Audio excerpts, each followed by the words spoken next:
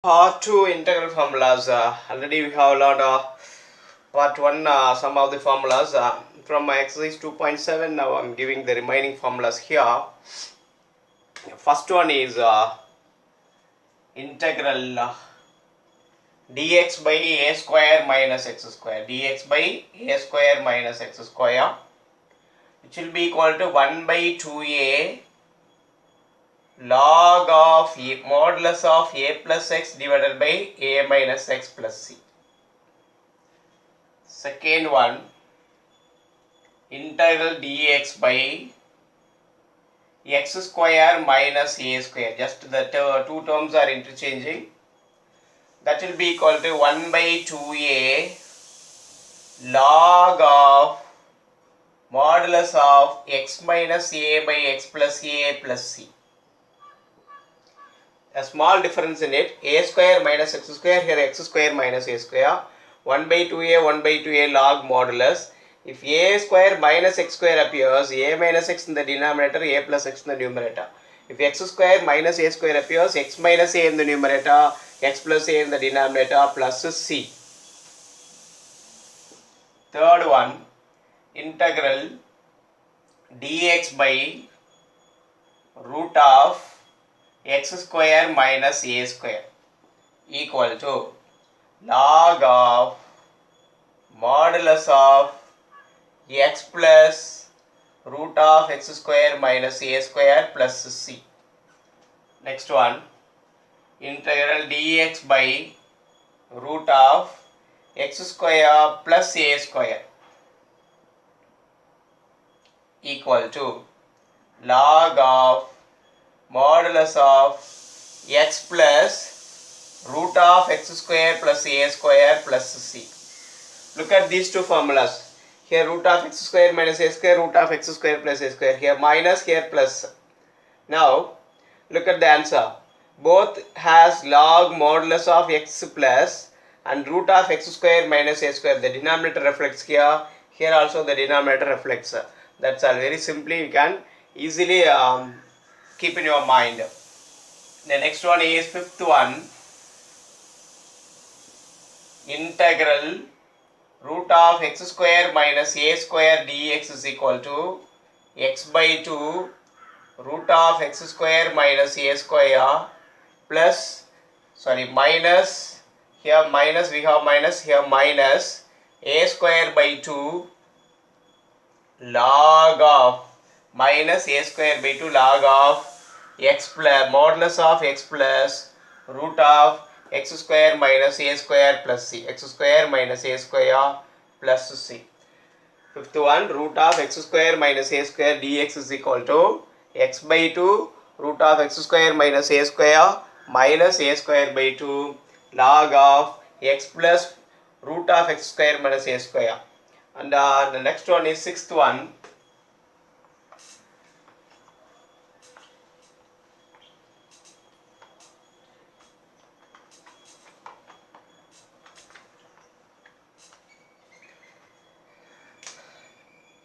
Integral root of x square plus a square dx equal to x by 2 root of x square plus a square by 2 log of x plus modulus of x plus root of x square plus a square plus c.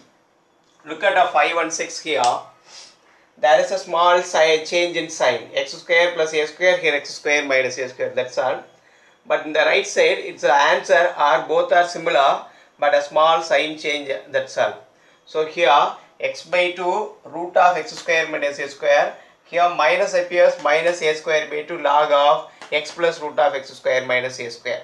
Look at here, x by 2, this root of x square plus a square, plus appears, plus a square by 2 log of x plus x square plus a square, root of x square plus a square. A small change in it. First two are similar, next two are similar, the next two are similar. If you learn of one formula thoroughly, you can by changing small variations, by changing small sign and all, will get next three formulas. So, it is easy to remember in your mind. Next one, integral root of x square minus a square dx equal to x by 2 root of x square plus a square plus x square minus a square dx equal to log of x plus root of x square minus a square plus a square. Look at here, x by 2 root of x square minus a square, here minus appears, minus a square by 2 log of x plus x square minus a square. Here minus appears, minus a square by 2 log of x plus x square minus a square. Root of x square plus a square, x by 2 root of x square minus a square, plus appears, plus a square by 2 log of x plus x square minus a square. Next one, And the seventh one is very important in the next chapter. Frequently we are using in 5 marks. That is very important. Integral root of a square minus x square dx is equal to, here x square minus a square we have formula, but these type of cases a square minus x square dx is equal to x by 2 root of a square minus x square plus a square by 2 sine inverse of x by a plus c. Root of a square minus x square dx is equal to x by 2 root of a square minus x square plus a square by 2 sine inverse of x by a plus c. Here there is no log term, instead we have sine inverse of x by a plus c. That is very important formula. And the eighth formula, these are the properties of definite integrals. First one is integral a to b f of x dx is equal to integral a to b f of t dt.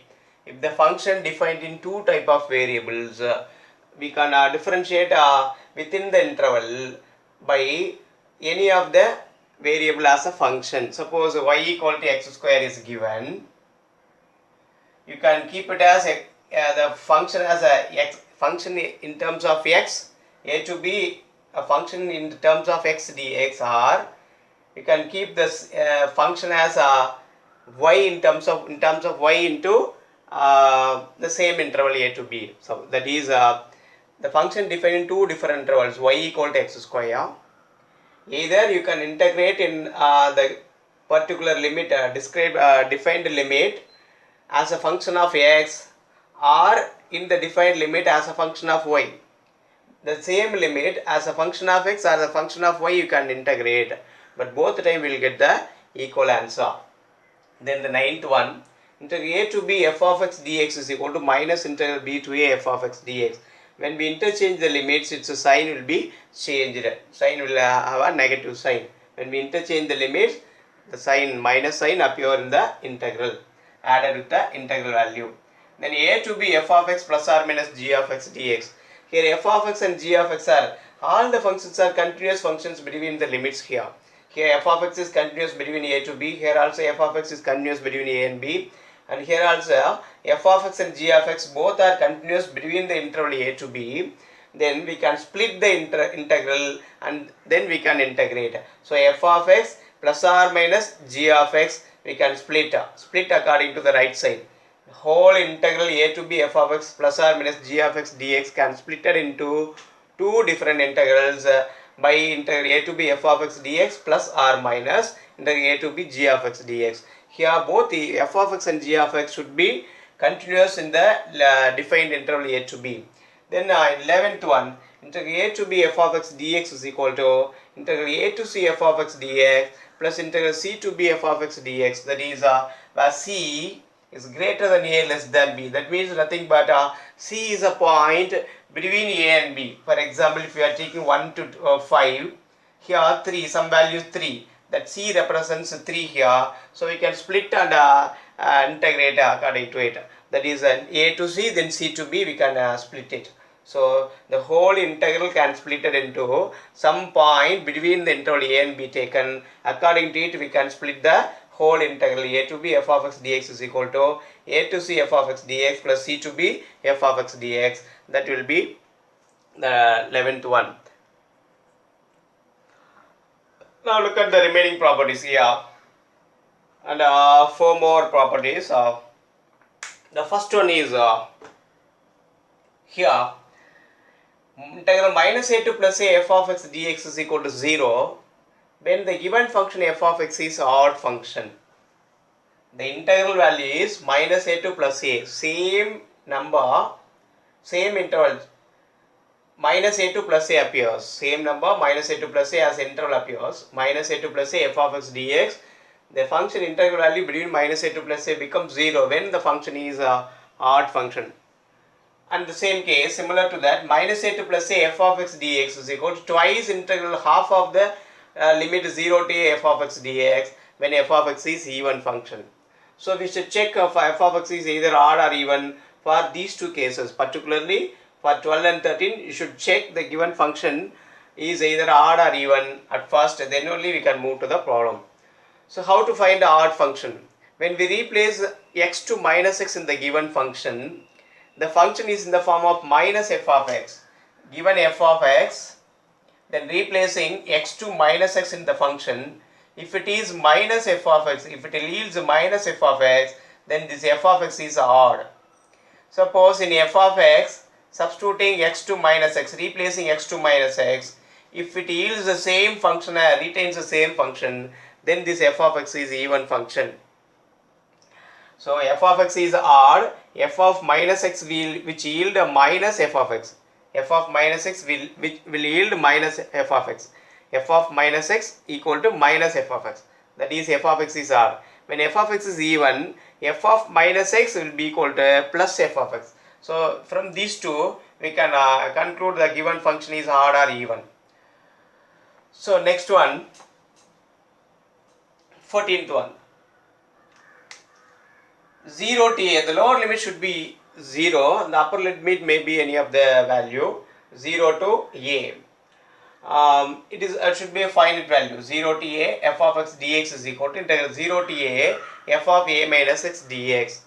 0 to a f of x dx, where a is finite, it will be equal to 0 to a f of a minus x dx. Some of the particular cases we don't have a direct value for 0 to a f of x dx.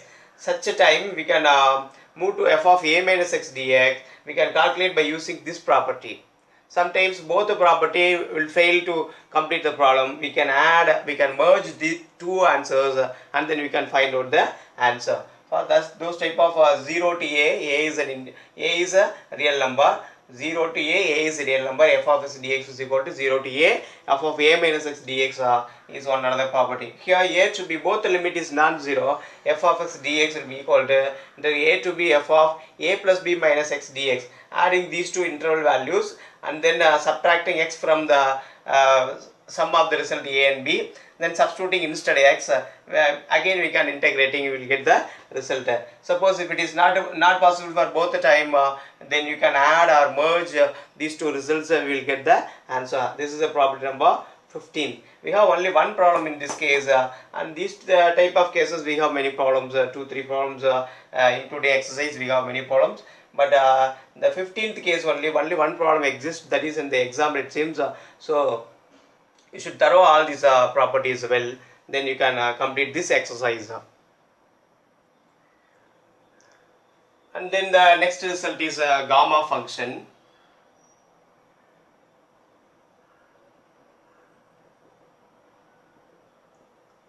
For n greater than 0, integral 0 to infinity x power n minus 1 e power minus x dx is known as gamma function. It is known as gamma function. The next, integral 0 to infinity. Here also n is positive integer. Here n is positive integer. In this place n is greater than 0 only. Here n is positive integer. Second formula, n is positive integer. Then integral 0 to infinity x power n e power minus ax dx equal to n factorial divided by a power n plus 1 is known as gamma integral. Is known as gamma integral. N is a positive integer, the power is a positive integer, then 0 to infinity x power n e power minus ax dx is equal to n factorial by a power n plus 1.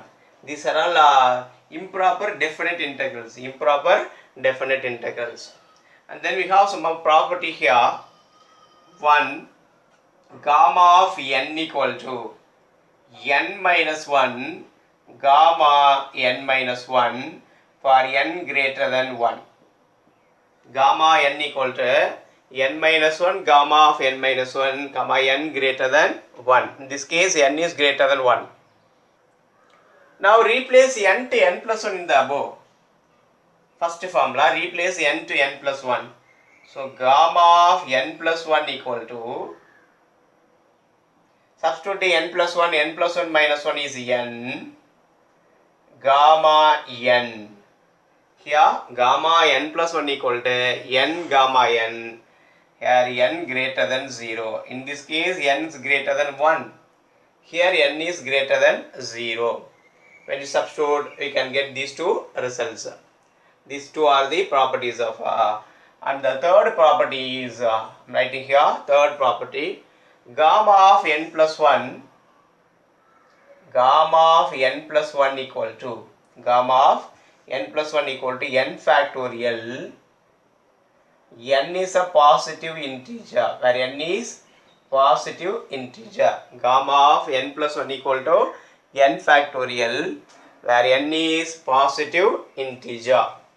And then another fourth property, gamma of 1 by 2 equal to gamma of 1 by 2 equal to root of pi. Gamma of 1 by 2 equal to root pi.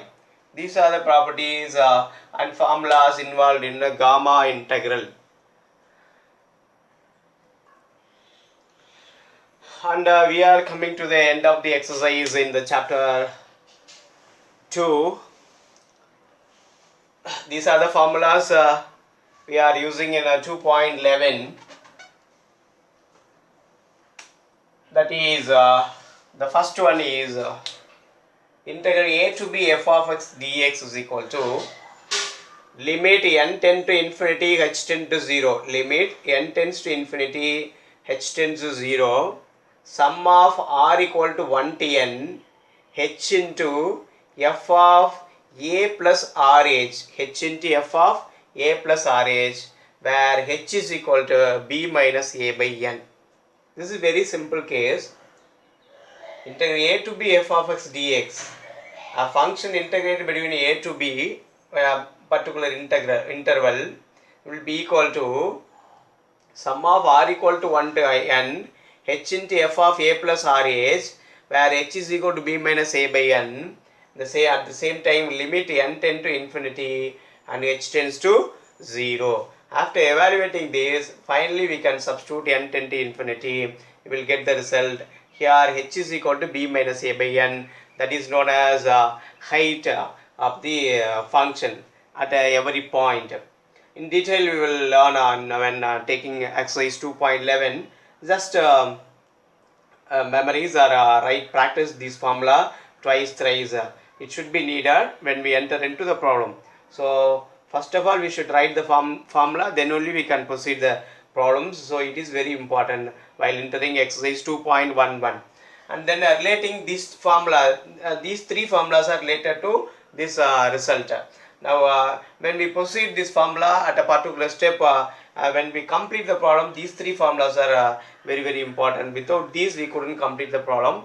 So these are all familiar also in your 10th standard. You have learned some of the places in sequence series, it seems. Now here question number 1, formula number 1 related to this formula, sum of first n natural number n into n plus 1 by 2, that is equal to sum of r equal to 1 to n r. And then sum of the squares of first n natural number 1 square, 2 square plus 3 square etc plus n square, it is equal to n into n plus 1 to n plus 1 whole divided by 6. That is equal to sum of r equal to 1 to n r square. And the third case, 1 cube, 2 cube, that is sum of the cube of first n natural number n into n plus 1 by 2 whole square, that is equal to sum of r equal to 1 to n r cube. So without this we couldn't complete this problem. So this is the main result. In this result, when we focus the problem, after applying some of the steps, we should be needed these three formulas. Without these three we couldn't complete. So you thorough all these four. So these are the formulas. I have listed all the formulas from the exercise 1 to exercise 11 in your integral.